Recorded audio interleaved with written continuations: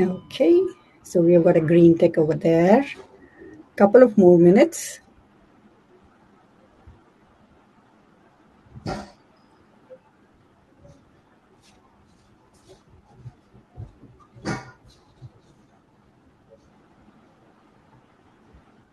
All good, Teja? Everything is live now? Yes. Okay, sounds good. Good afternoon, everyone, and then welcome to the second session of Eventful Bytes. And today we are going to do a deep dive into that how technology is giving a facelift in the way virtual events are conducted. I'm really thrilled to have our four panelists today joining me in a very eventful discussion. Of course, it has to be, right? So today we have on the panel Dushyant Verma, who is a digital marketing leader with T Systems, followed with Manish Rao, who is a founder with Souk Media, and then Lalit Kumar, who is a founder for Prime Academy, and then of course, Richa as Mukherjee, who is a TEDx speaker and an award-winning author. And if I missed carrying the copy of Excess Baggage, Richa, otherwise you would have seen that in the background today. Let's look at shedding some excess baggage today of all we think about technology and through this wonderful discussion, and that'll be good enough. Exactly. Yeah.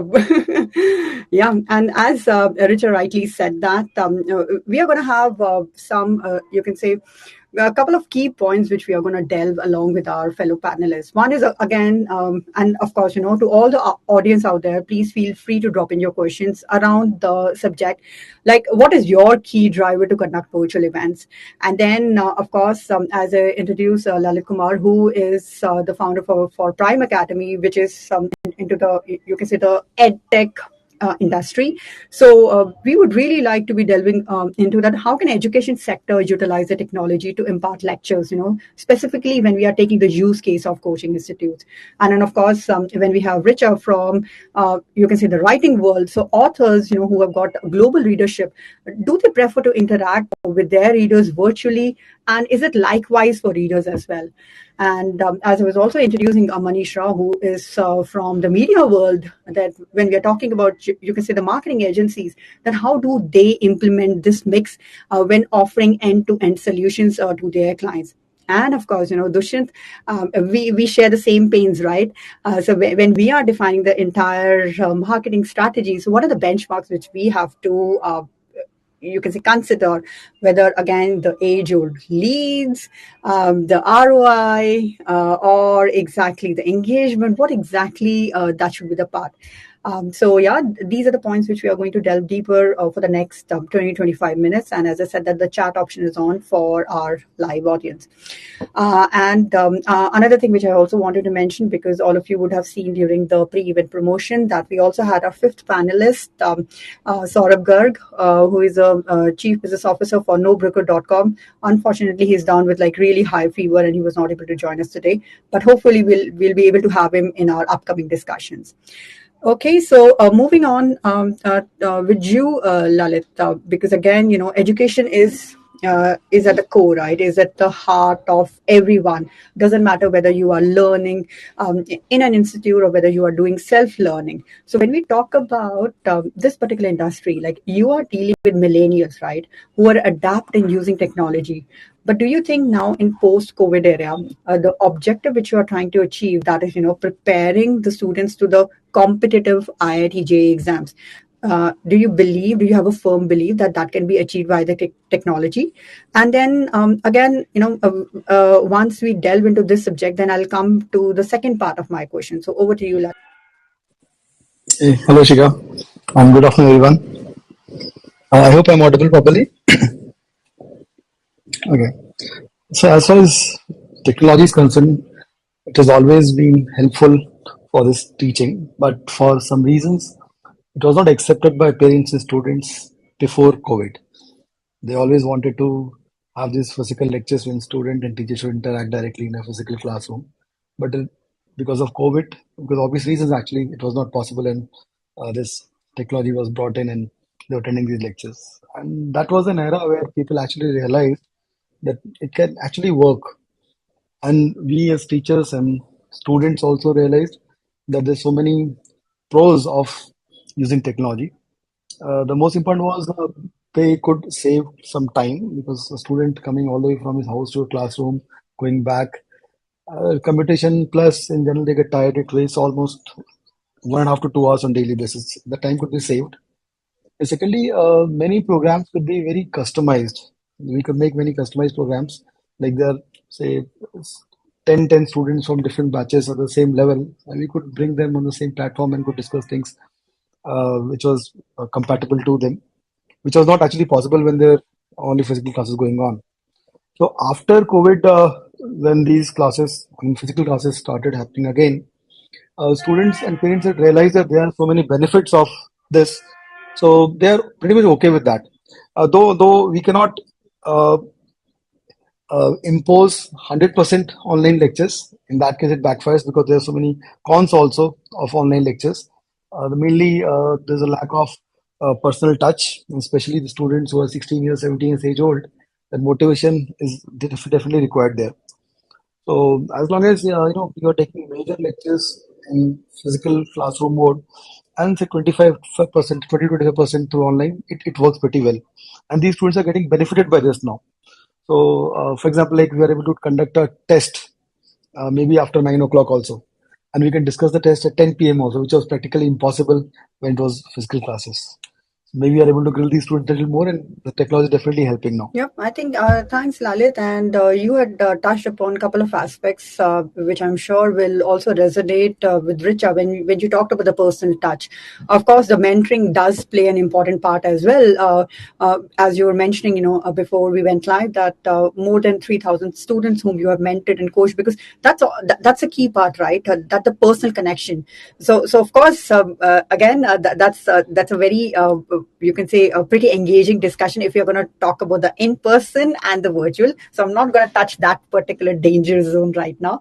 But picking up the personal touch aspect, Richa, you are into the writing world, right?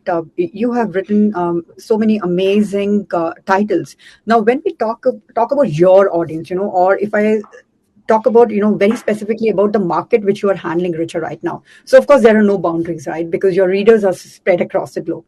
So what's that one key difference which you always feel between in-person events, or you can say, and virtual events, like during in-person events, whether that was a book signing event, or wherein you had a chance to participate in the World Book Festival or another book festival where you would able to you can say interact with your readers in person versus the virtual events. And of course, here we are talking about the post-COVID era, right?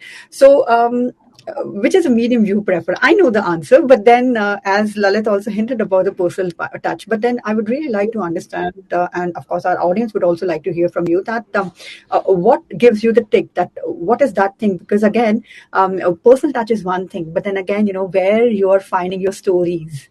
So yes. So, thank you, Shikha, for this interesting debate and all your interesting questions.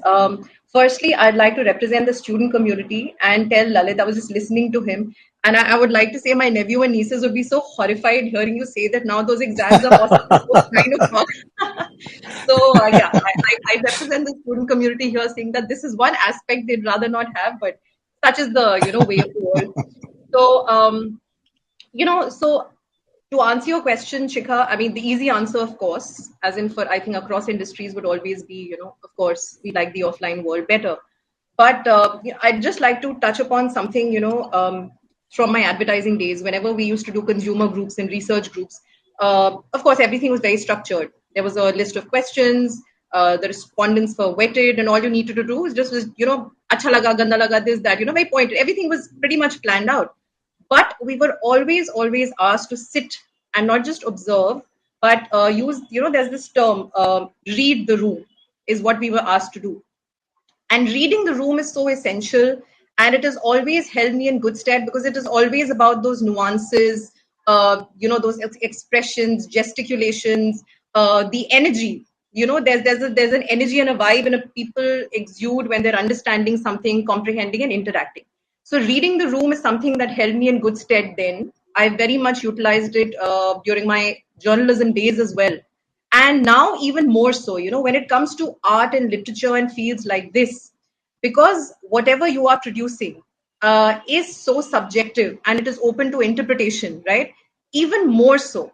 So, when I'm sitting at LitFest, or, when I'm interacting, more than just observing and listening to what's happening around me, it's very essential for me to get that kind of feedback, and, just to get a sense of the room. So that is absolutely essential.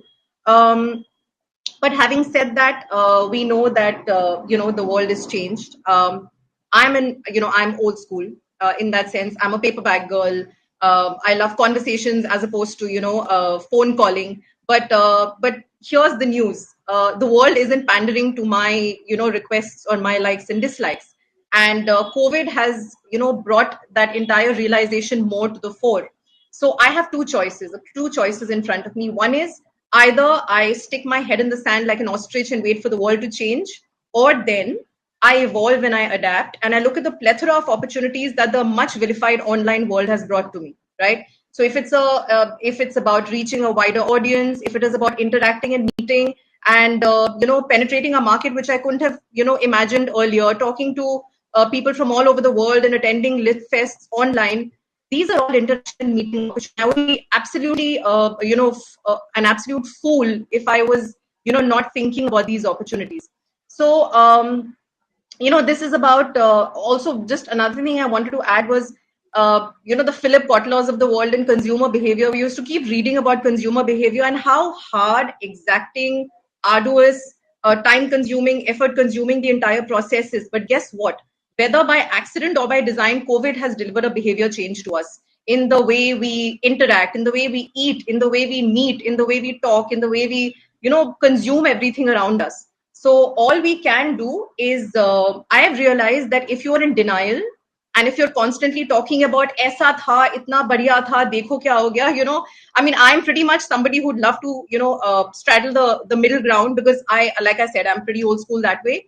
But I do understand that there are immense opportunities. And once you're truly willing to discover those opportunities, because once you're accepting where you are, that is when your brain will start working and opportunities will come your way, and then the world's your oyster. So I think this is pretty much applicable across industries, that we need to move on and accept what has happened, and of course, evolve and adapt. Exactly. I think that's you can say the theme for today's discussion as well, that how technology is giving a facelift to the virtual event technology platform. Yep, I think very well said over there, Richa, and picking up on those points wherein we are talking about, you can say, reading the room and then having that kind of personal connection with the audience. So if we move to you, Manish, you are on the other side, right? So wherein you are designing the entire program, and again, based on the technology which you have, and based on the demands which are coming from the organization, these are the things which are offering it to them. So it doesn't matter if earlier in-person events were the part of the game, and then organizations did not shy away in allocating a huge amount of marketing budget to that, versus a sudden shift towards a virtual event technology. And now when organizations or marketers like me, Dushyant, and of course for you as well, wherein you have to have that kind of delicate balance between that, the events in person and virtual events. So how you and your team are using this technology day in and day out, Manish, and that what's that one advanced feature which you can see um, getting in a high demand from your customers, you can say, whether they are organizations or doesn't matter what industry they are in. So is there anything specific, a kind of pet peeve from them which you are hearing that, okay, if we are designing the entire thing, so Manish, this part should be this much, this part should be this much, and in case if you're bringing in the virtual event technology, then I really need these aspects to be there. So I really want you to talk on those lines, and then of course share with all of us that what are those pet peeves which you're hearing.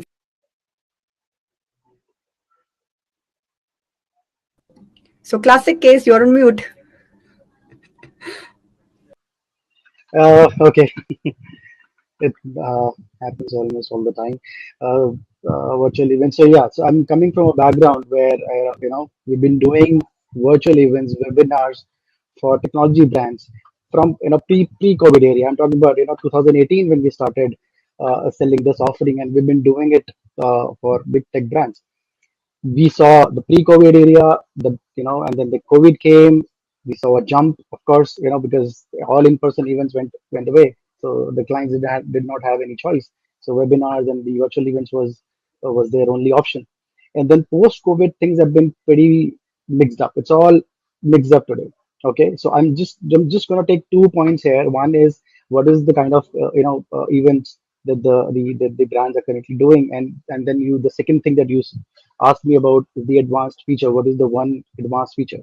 So primarily, what I feel, in my opinion, the advanced feature, almost all the virtual platforms, they have almost all the same features. Okay, what is missing is the engagement. Okay, how do you bring the engagement that you get in person event to a virtual platform? No matter what feature you add a chat, you add a Q&A, reactions, I see something new, polls, everything. So but how do you increase that while you're doing a virtual event, or a webinar? In person event, like Richa mentioned, she likes to read the room. When you're standing on the stage, it's easy. When you're reading the room, how to, which side is not responding, you go there, do your stuff, get them to respond. There is a way for you, for any panelist, to get the audience engaged when it's a in-person event. A virtual platform or a webinar, that is something very, very trust me, it's difficult. But yes, so how do you do that? That's the virtual event platform we're making, like Geo Meets. You have to figure out how do you, while the session is on, how do you do that? So that is what my take in. And then in-person event and virtual events, these are like two, almost similar things. Is just that I saw a lot of agency. I'll just put one more thing here. I saw a lot of agencies like us. So we have been in the virtual space, we've been in the webinar space. We only sell this offering, right? But we also had to pivot into selling in-person events that came especially after COVID. During the COVID, 2020 was very good for us. 2021 was all mixed up. We also had to pivot, but trust me, we took our step back. Okay, we did not got into that area because that requires a different expertise. No, I mean, I cannot, I mean, hire a team of 10, 20 people immediately and then say, okay, go and execute an in-person event. That's not easy. You need an expertise, you need a different set of skill sets for the people to execute that in-person event. We are hands-on. My team, we were hands-on on executing webinars or virtual events.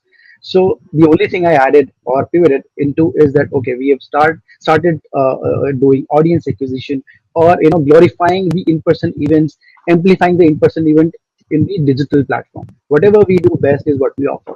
I saw a couple of agencies, including and big publishers like ET, right? They launched their own virtual platform. All of a sudden, COVID is on, and they're all in-person events are gone. Suddenly, there is XYZ platform that they launched, and they tried to replicate the in-person environment into a virtual environment.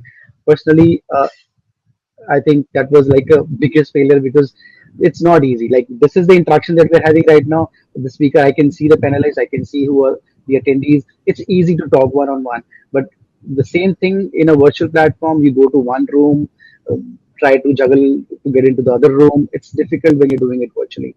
I think I'm not taking. I mean, I like a salesperson. I like to listen more.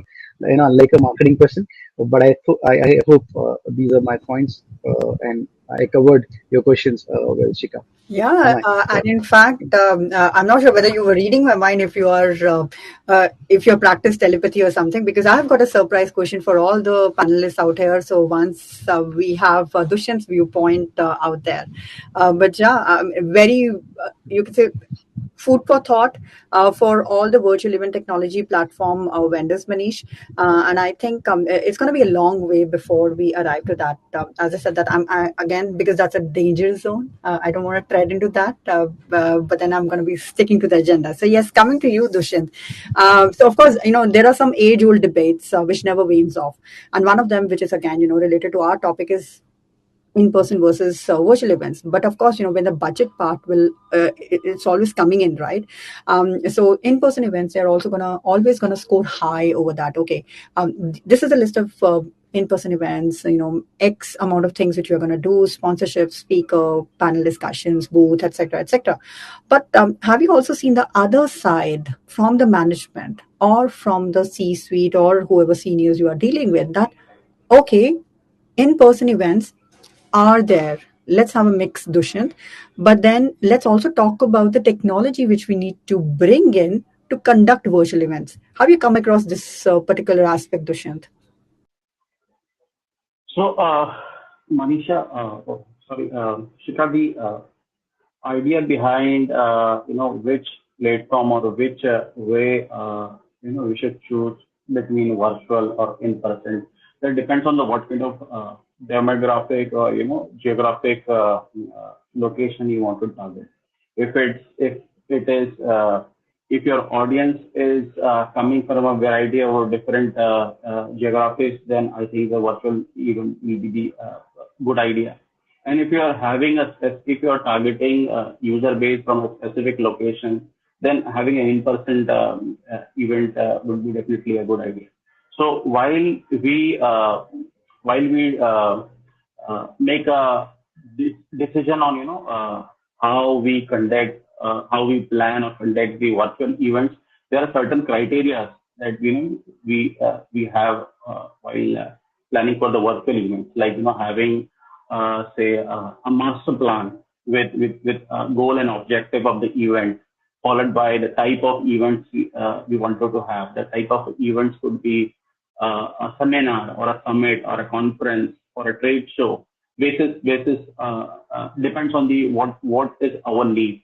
For example, if you want to have a seminar, it will be specific on a topic, on a specific topic that we will be talking about. If it's a conference, it will be covering a broad topic where an industry expert on some subject matter experts can join and speak on there. When it comes to trade show, it is basically for promoting your products and service to the niche audience, and they have their own benefits with their respective objectives.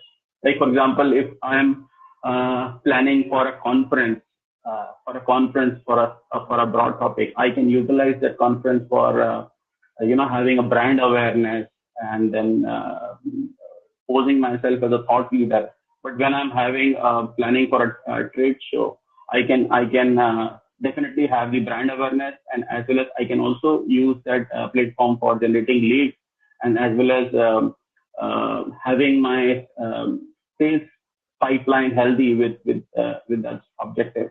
And while doing so, it is also important to understand the audience persona. Once the goal and objective of the event is discussed, format of the event is discussed, and the other important point and understand I feel is the audience persona. What kind of audience we are targeting, based on the theme of the event we have discussed about conference and trade show, and understanding brand audience persona, their demographics, their psychographics and all. And then once this basic things are being done, then what are the date and timings, I will be have to decide. So while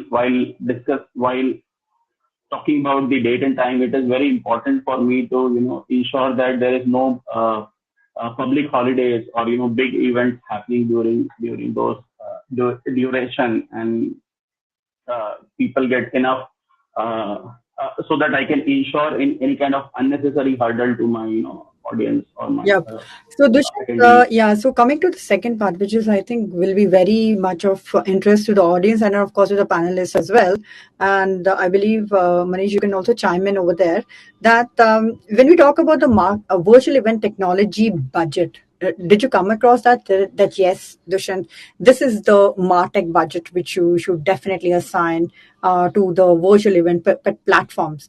Did you hear that? I know this is going to be a song for our ears, but I'm not sure that whether this has become like a kind of a very normal conversation in the C-suite, or probably you can say, founders, wherein, for example, if Lalit wants to have this kind of MarTech, or you can say the technology aspect, when they are conducting the lectures, that, okay, yes, that this is the kind of platform in which you should invest, and then wherein students and teachers, they will have a very kind of, you can say, high level of engagement, and they are able to derive that. So, Dushyant, have you heard about that?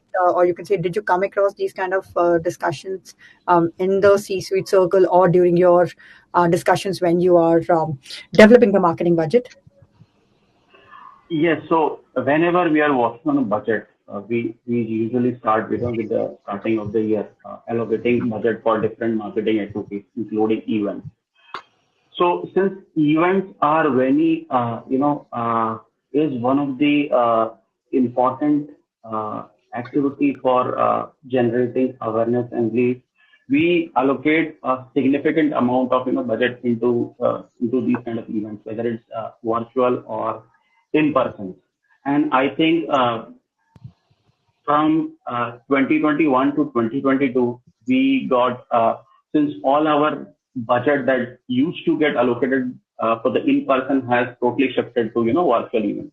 And now slowly and gradually, when after this COVID era, we are slowly and gradually again, pushing ourselves to in-person event, because in the in-person event, we get more engagement with the audience in the real time. We understand their needs in one-to-one discussion, more personal discussion.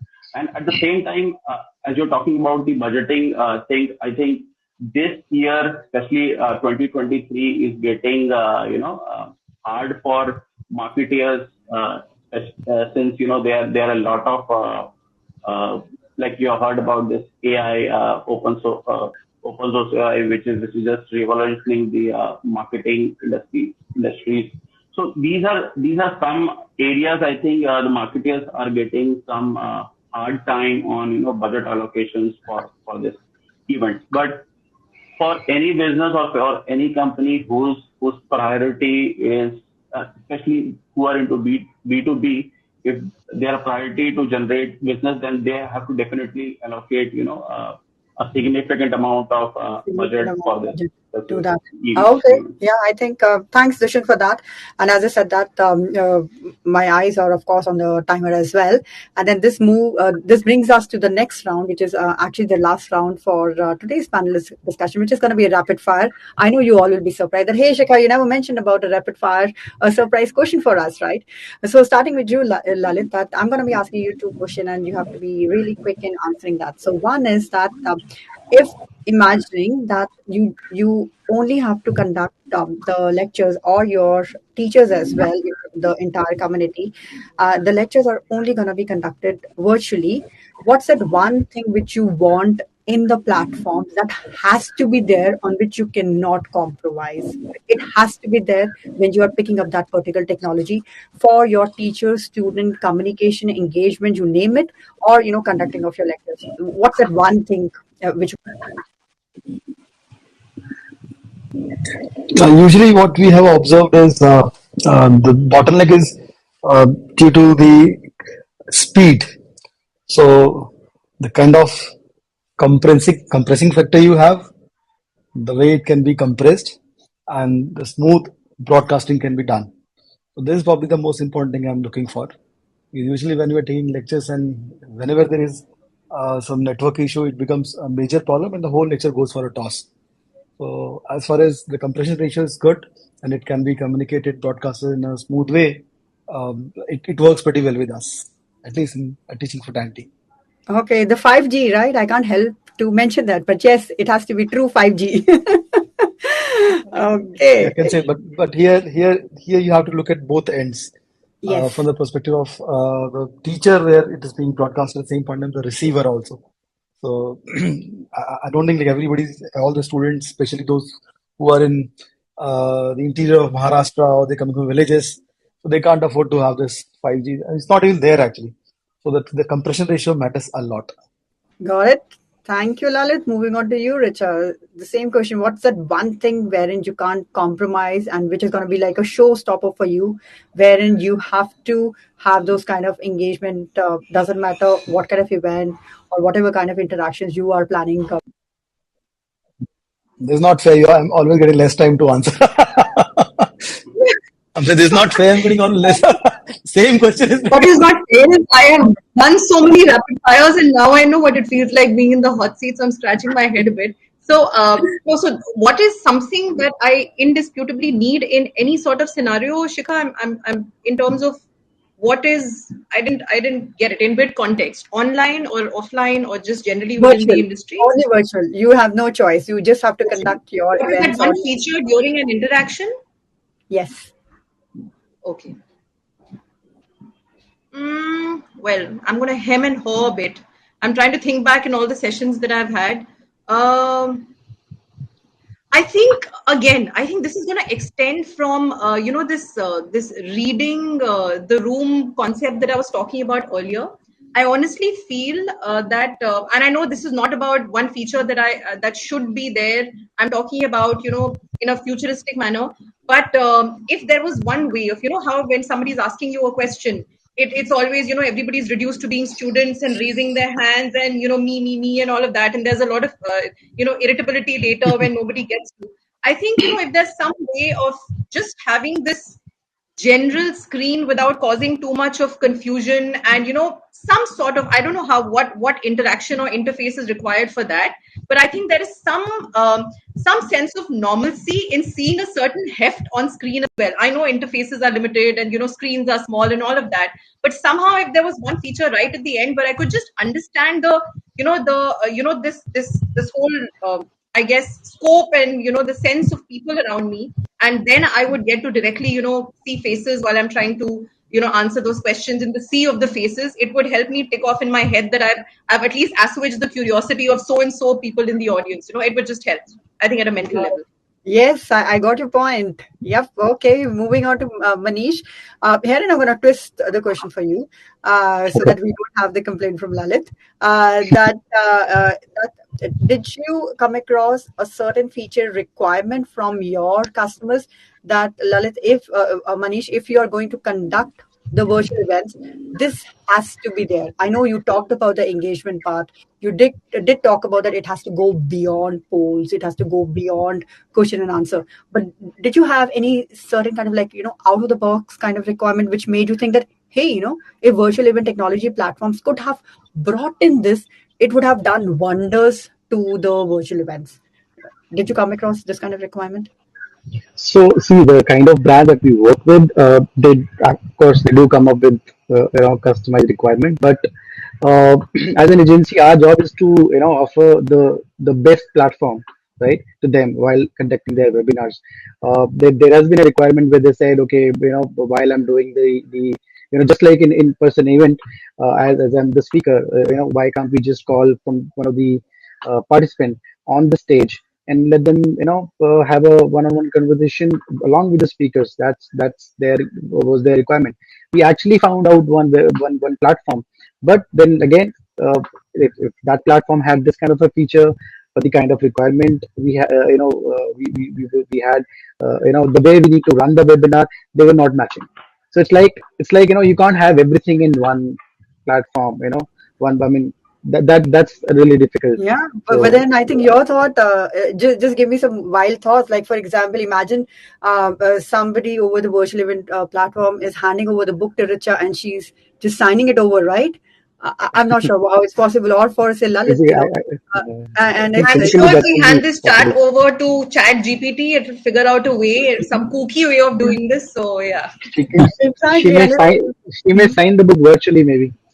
I Yeah. don't Yeah. know. And for example, for Lalit, if you talk about the motivation angle, that if one of the students, probably he is going through that kind of movement wherein he's like, should I appear for the exam or should I not? Am I prepared or not? And he's able to give that kind of that motivational part. Hey, you can do it. You can do it. that part he can eliminate. I know it's just like wild thoughts, but yeah, coming to Dushyant. So Dushyant, what is that one thing for you from a marketer, which is a must when you are picking up a virtual event technology platform while conducting and planning your marketing mix? Give me your. Yes. So one of the feature from a B2B perspective, Shikha, is the breakout sessions that this WebEx allows, which simply which simply help us to have a short specific session within the session. Like for example, if there is a event happening for 50 people, and out of that 50 people, five people have question or query on a specific topic. One of the hosts can create a breakout session and move that five people to a specific group, and have a discussion, and they can come back to the main event. So that is one of the feature breakout session which I really liked, and we are using in our B2B marketing space. The only thing is, I have only saw this feature as of now in the WebEx. I'm not sure if it is available on Team meetings or other platforms, but I think it is one of the very helpful feature that could definitely help B2B marketers. And I think in case of what Lalit said and Manish said, that this feature can definitely help to create a small group within one event, and a response to specific need of different audiences that we have. Yep. Okay, thank you. And then I just had a very quick good. point to add, because you're thinking Yeah. on the go and you inspire me as well. A lot of times what happens is at the end of these meets, there's a lot of, when you're just wrapping up, there's a lot of residual questions and, inquiries that are coming in. So that actually is, it's a very rich space, whether it's about inquiries, whether it's about, further interaction or follow-ups. And more often than not, what tends to happen is once the session is over, it just falls by the wayside, right? So if there is some way of actually mining all that information, accumulating it, and actually doing a follow-up, right? Get it to the relevant people. And I think that would be interesting as well. Yes, and I think therein, of course, we marketers, because we chase our prospects till till the heaven or hell, right? We, we don't let them, you can say, forget about us. So yes, Richa, as a part of course, post-event activities, most of the virtual event technology platforms do provide that. And as I said, that we marketers, we really chase our prospects really hard. But yeah, I think thank you everyone for joining us for today's discussion. Trust me, um, I wish my technical team would have a kind of a virtual gift hamper for all of you, because we just had our rapid fire, right? Just like the way we have that on, we used to have that on Coffee with Karan show. But then I think, again, a point to my technical team, hey, that I think for the next time, I would definitely like to have the virtual gift hamper for all my panelists, right? So we're not celebrities yet. That's why we're not getting it. I'd still like my offline hamper best. Okay. Yeah. Noted. I'm okay with a virtual voucher, online voucher. I'm okay with that. Okay, I got that. I Note got how that. Yes, Shikha's trying I'm to sure. shut us up, and we've got our list of hampers. Oh, no. Yep. I think thanks a lot. And as I said, that I really respect everyone's time. And then to all our audience who had joined us till the morning, till the start of the session, till the end of the session, I did not see any drop in the audience number, which I think gives a, like, you can say, a round of applause to all of you to make the discussion really engaging. And then, yes, that brings us to the end of the second session of EventFUL Bytes. Our next session is, again, you can say we've already set that up. Our panelists are all on and ready to interact with you on 18th of April. The details will shortly be visible on your screen. And in the meantime, good day, everyone. And Ayushi, if you can play you can say the video for today. We all were live today, so now we have a chance to play the video, and then we'll wrap up today's session. Thank you, everyone, and have a good day. Thank you, Shida. Thank you, Thank everyone. you. Have a nice day. Bye-bye. Yeah. Yeah. Bye Thank you, bye. everyone.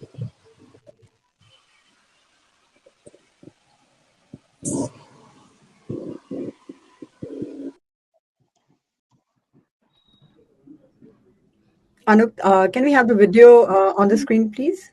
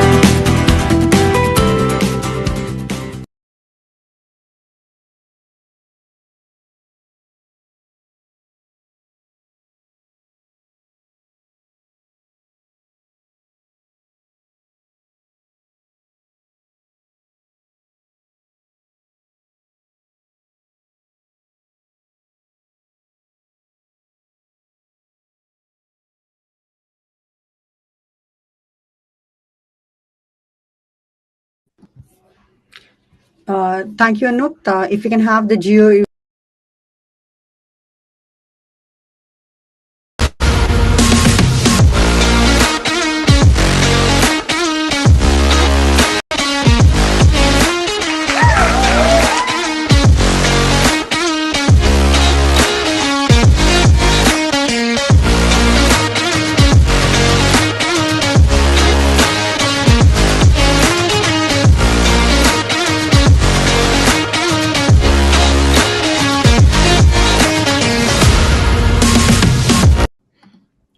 Thank you, everyone. And that brings us to the wrap for today's session.